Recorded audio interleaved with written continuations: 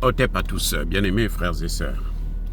Monsieur Blé Goudé vient de réagir à propos de la situation, la sortie de Robert Bourgi. J'ai apprécié une bonne partie, presque tout ce qu'il a dit. C'est vrai, c'est logique, c'est normal. Mais je crois que M. Blé Goudé a oublié un certain nombre de choses.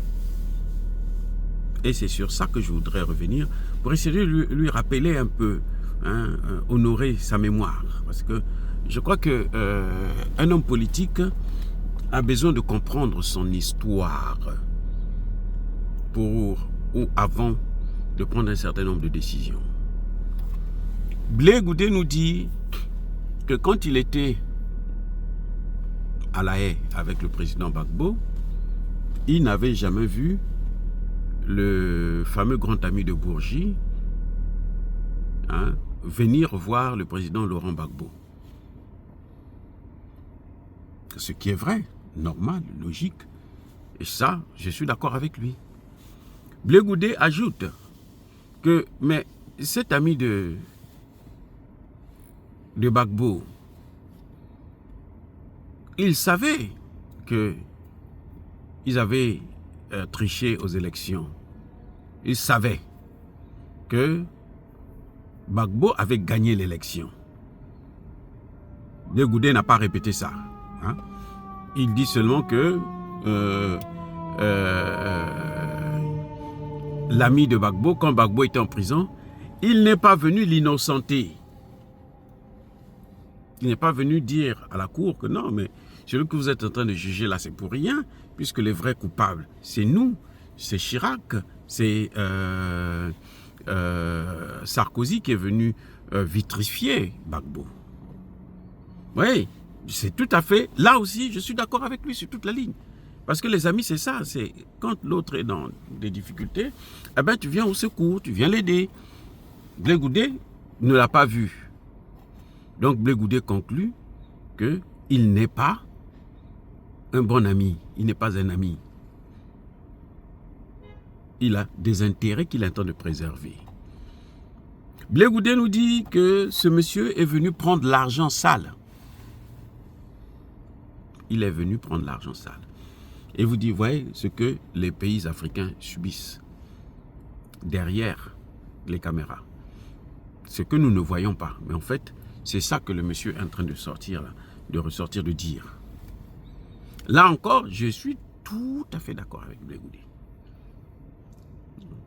Que M. Bourgi a un projet, il a un intérêt à venir sortir ces choses-là selon ce timing-là. Que Bourgi veut diviser les Ivoiriens. Écoutez bien ce que dit Blé Goudé. Monsieur Bourgi veut diviser les Ivoiriens, veut que les Ivoiriens se battent, et puis eux, ils viennent prendre leurs ressortissants, ils s'en vont, et puis bon, entre nous, Ivoiriens, on est en train de s'entretuer. Je suis d'accord avec Blé Goudé. Je suis d'accord avec Blé Goudé. Mais,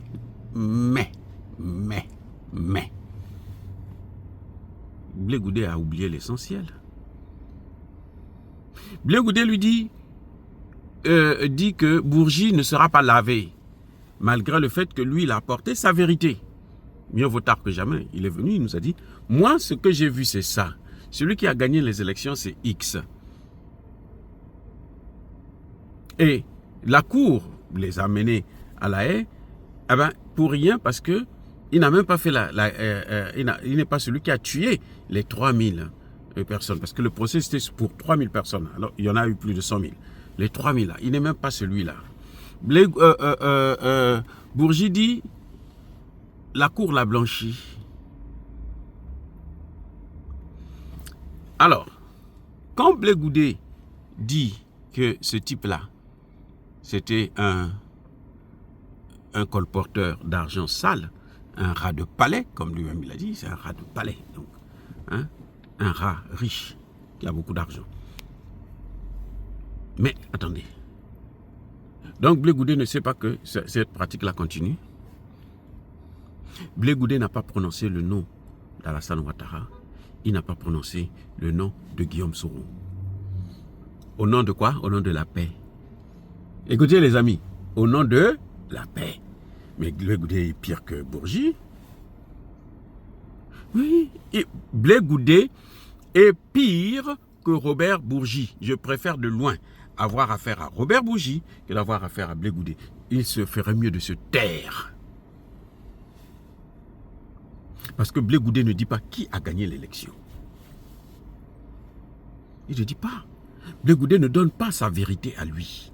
Blé Goudé fait exactement, il joue le jeu de Guillaume Soro. Non, nous, ce qui est important, oublions le passé, on va aller seulement vers les élections apaisées. Ce qui compte pour eux, c'est le pouvoir. Parce que s'il n'y a pas l'élection, s'il y a des troubles, eux, ils ne vont pas avoir le pouvoir.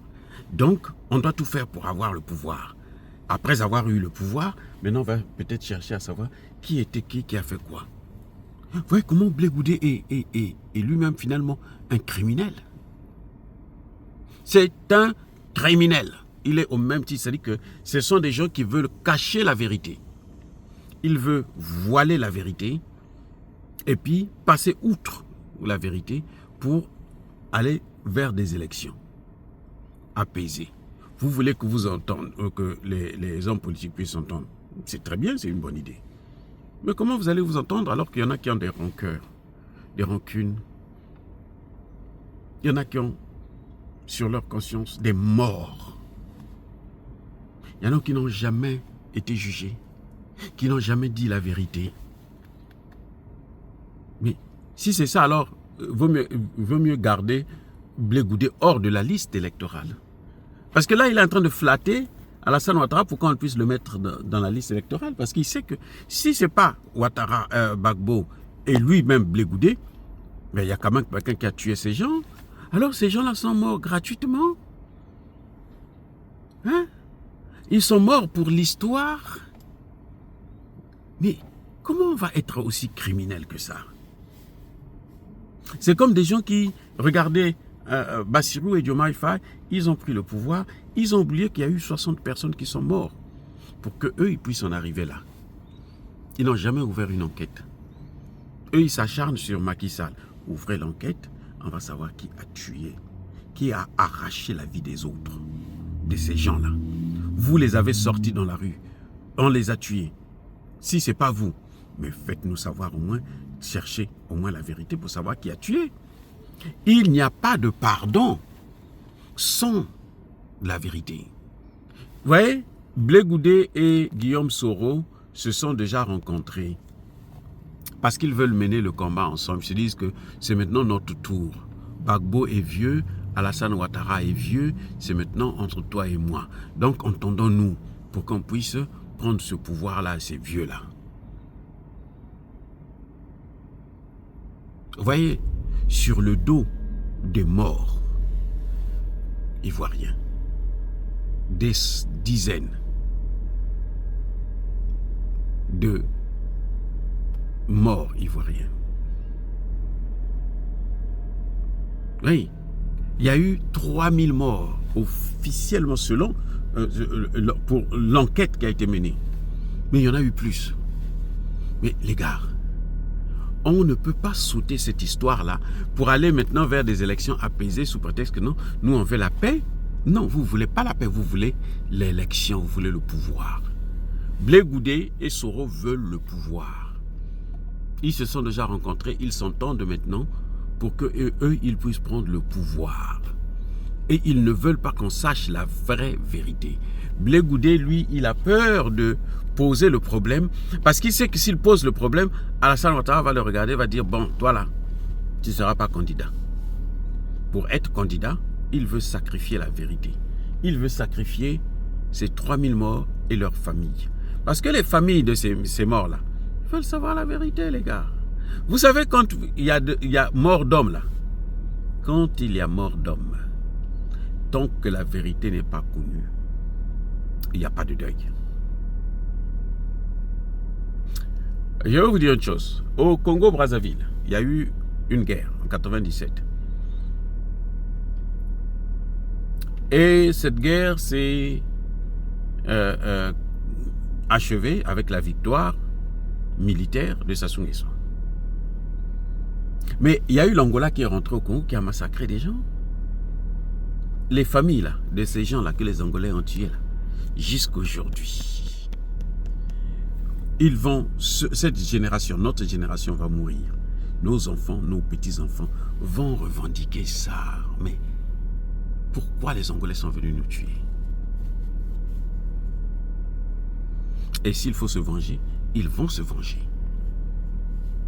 Aujourd'hui, avec les Angolais, on se regarde en chien de faïence. On se dit, ce sont nos frères, mais on se regarde en chien de faïence parce qu'on ne sait pas pourquoi ils sont venus massacrer nos parents.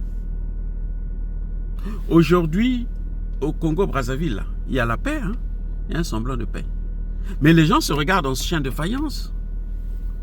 Si aujourd'hui, il y a une guerre qui se déclenche, si c'est dans le nord, là, vous allez voir beaucoup d'égards. Dans le sud, on dit, ça ne nous regarde pas, ce n'est pas notre affaire. C'est comme ça que ça commence. Parce qu'on n'a pas connu la vérité. On a parlé des disparus du beach. Il y a eu même un procès à Brazzaville. Mais les gens ne sont pas satisfaits. On ne connaît pas la vérité. Les amis, M. Blé Goudé ne peut pas passer outre la vérité pour continuer à aller comme si rien ne s'était passé. Blé Goudé pense que les problèmes de la Côte d'Ivoire sont résolus, les problèmes politiques, mais les problèmes politiques ne sont pas résolus. Parce que si les problèmes politiques étaient résolus, mais Alassane Ouattara n'allait pas exclure Gbagbo et lui-même Blé Goudé et Guillaume Soro de la campagne, n'allait pas les enlever dans la liste électorale. Vous ne savez pas ça? C'est que le problème n'est pas encore réglé, le problème. Et le problème, pour être réglé, là, il faut qu'on sache la vérité. Blé Goudé a été incapable de dire que non, mais au moins, Bourgi a reconnu que nous, on avait gagné les élections. Donc cette guerre-là, comme disait le président Gbagbo, c'est celui qui a perdu, qui veut créer la déstabilisation. Ce n'est pas celui qui a gagné. Pourquoi Blé Goudé ne veut pas qu'on sache la vérité? Qu'est-ce qu'il veut? En échange de quoi il ne veut pas qu'on sache la vérité? Point d'interrogation. Les amis, vous savez, c'est terrible ce que vous voyez là. Monsieur Blé Goudé vous dit non, ils veulent nous diviser. Mais vous êtes déjà divisés. Les Ivoiriens sont divisés. Vous allez là-bas, vous avez l'opposition, vous avez la mouvance présidentielle. S'ils n'étaient pas divisés, mais le problème de la candidature, la troisième candidature de Ouattara n'allait pas se poser. La quatrième candidature qu'il est en train de vouloir briguer là, ça n'allait pas se poser s'ils n'étaient pas divisés. Ils sont divisés, les Ivoiriens. Ils sont divisés pourquoi? Parce qu'on n'a pas réglé le problème dans le fond. Et pourquoi on n'a pas réglé le problème dans le fond? Parce qu'on ne connaît pas encore la vérité. Parce que Guillaume Soro ne parle pas. Parce qu'Alassane Ouattara ne peut pas parler. Parce que lui, Blé Goudé, n'est même pas capable de reconnaître que, oh, mais on nous a fait la guerre pour rien, nous on avait gagné l'élection. N'est même pas capable de reconnaître que, mais nous on nous a blanchi, la justice doit chercher à savoir lesquels qui ont tué ces gens-là. Nous voulons savoir la vérité. On s'en fout de ce que Bourgi a dit. Bourgi a ses calculs. Qui ne dit pas que c'est des remords. Oui, il peut avoir aussi des remords. Quand Jacques Chirac disait que non, l'argent que vous avez là, c'est l'argent des Africains. Vous croyez qu'il était en train de flatter, il était en mission? Non, ce sont des remords. Pourquoi vous croyez que les remords, ça ne peut arriver qu'à vous? Que Dieu, il n'agit que sur vous? Non, il peut agir aussi sur eux pour dire que non, toi, avant de mourir, là, dis-moi la vérité. Vous allez voir, parfois, le type là, Bourgi est prêt à mourir. Parfois, on dit comme ça, là, après un temps, vous allez voir, il est mort. Ou il est malade, ou il est ceci, et puis handicapé, il n'y a plus rien. Mais au moins, il a dit sa vérité à lui. Mais Blé Goudé, qui est le premier concerné, n'est même pas capable de reconnaître que non. Mais en fait, nous, on avait gagné les élections. Parce que quand Bourgi parle, Nous, on s'en fout. Nous, on connaissait ça depuis longtemps. Ça fait que confirmer ce que nous savions. Ça fait que confirmer notre volonté de voir des gens comme les Guillaume Soro nous dire maintenant la vérité, que oui, nous on a pris des armes parce qu'on avait perdu l'élection. Oui, c'est ça le problème. C'est ça ce qui est important. Tant qu'il n'y a pas la vérité, Bourgi s'est lavé, hein. C'est pas vrai, c'est pas lui qui est concerné. Ce sont les familles des Ivoiriens qui sont concernés. C'est pas Blé-Goudé. Lui, il a été blanchi à la cour. Mais Bourgi, lui, il veut aussi être blanchi par les familles. Il dit non, moi je connais. Pour moi, la vérité, c'est que c'est Gbagbo qui avait gagné l'élection. Et que Gbagbo aussi avait donné de l'argent pour la paix. Nous sommes d'accord avec ça. Mais lui, pourquoi il ne dit pas qu'il ne reconnaît pas que oui, ce qu'il avait dit là, c'est vrai. Gbagbo lui-même avait dit, nous avait dit, avant même d'aller à la haie, il nous avait dit, j'ai donné l'argent pour avoir la paix. Il nous avait dit, s'il ne nous avait pas dit, on pouvait dire, ah, mais Gbagbo là nous avait aussi menti. Non, Gbagbo l'avait dit avant Bourgi. Gbagbo avait dit. Vous voyez? Donc, il y a un problème, les gars. Gbagbo avait dit que, ben écoutez, nous avons fait dépenser, donner de l'argent à Chirac pour sa campagne parce que, ben il fallait avoir la paix. Donc, on le comprend très bien. Comme Bourgi vient parler, ça confirme ce que Gbagbo avait dit. Mais lui, qu'est-ce qu'il a dit de bon, de vrai dans ce que Bourgi a dit dans la situation, la crise? Il n'a jamais rien dit de bon. Depuis qu'il est sorti, en tout cas. Il se contente de chercher des relations avec Ouattara, avec Soro, parce qu'il veut le pouvoir sur le sang des innocents. Et c'est ça qui est terrible pour un homme politique. C'est ça qui est mauvais chez les hommes politiques africains. Ça veut dire que même lui, si aujourd'hui on lui propose que bon, écoute, va commettre tel crime, on va te donner le pouvoir, il va le faire. Ce que vous voyez là, c'est la démagogie. Si on lui propose le pouvoir là, si on dit que nous c'est toi que nous voulons, parce que nous voyons que tu parles bien et tout machin, vous allez voir que le gars il va accepter, il va tomber. Voilà le problème. Bien-aimés frères et sœurs, encore une fois de plus, soyez bénis, abondamment bénis par le Dieu des Kémétés, par nos ancêtres évangélisés, mais que tous ceux qui persécutent le continent africain le pillent et le déstabilisent, qu'ils soient noirs, blancs, chinois, arabes, juifs, indiens, qui qu'ils soient punis, maudits, foudroyés, neutralisés, écrasés, effacés par le Dieu des Kémétés, par nos ancêtres évangélisés. Vive l'Afrique éternelle, j'ai dit et j'assume.